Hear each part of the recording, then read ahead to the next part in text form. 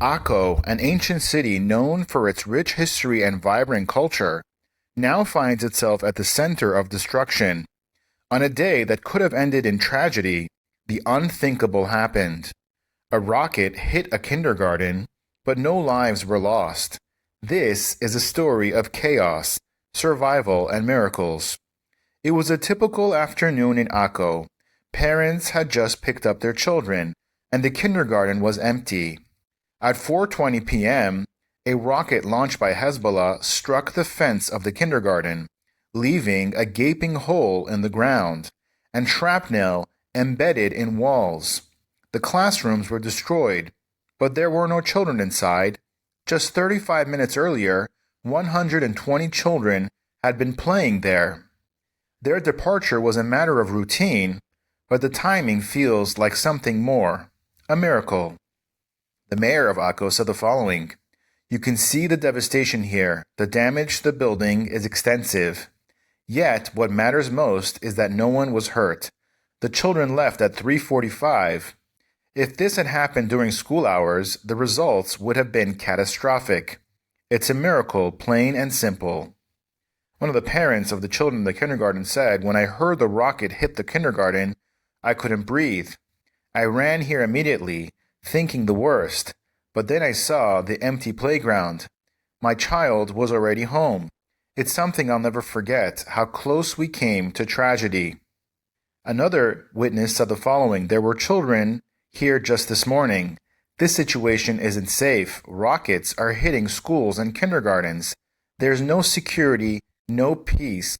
How can anyone live like this?" The destruction wasn't limited to the kindergarten. The blast shattered windows and damaged dozens of nearby homes. Families spent the night clearing debris, but the psychological scars will take much longer to heal. In Kiryat Shmona, the situation was equally grim. A rocket directly hit a residential building, completely destroying it. Inside, a woman described the harrowing moments before the blast. She said the following: "I was sitting in my armchair watching TV when the alert sounded.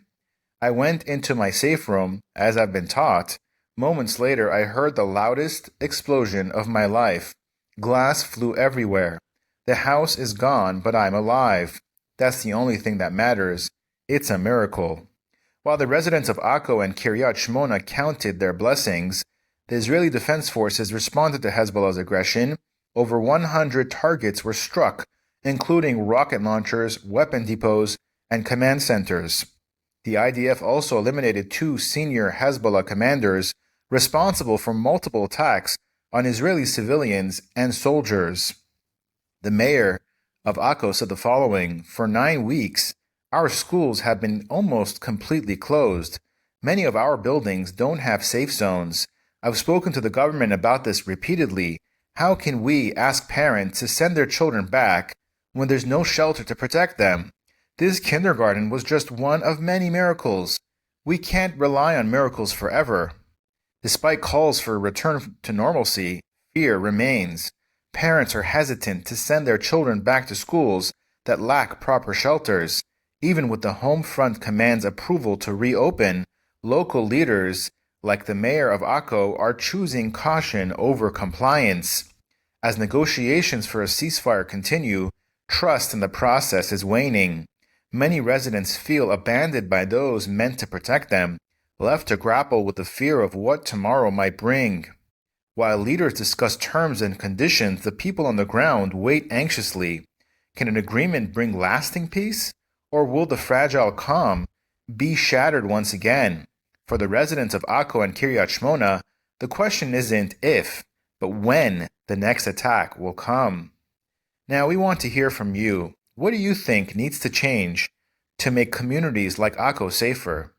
Do you believe miracles are enough, or is it time for greater action? Please share your thoughts in the comments below.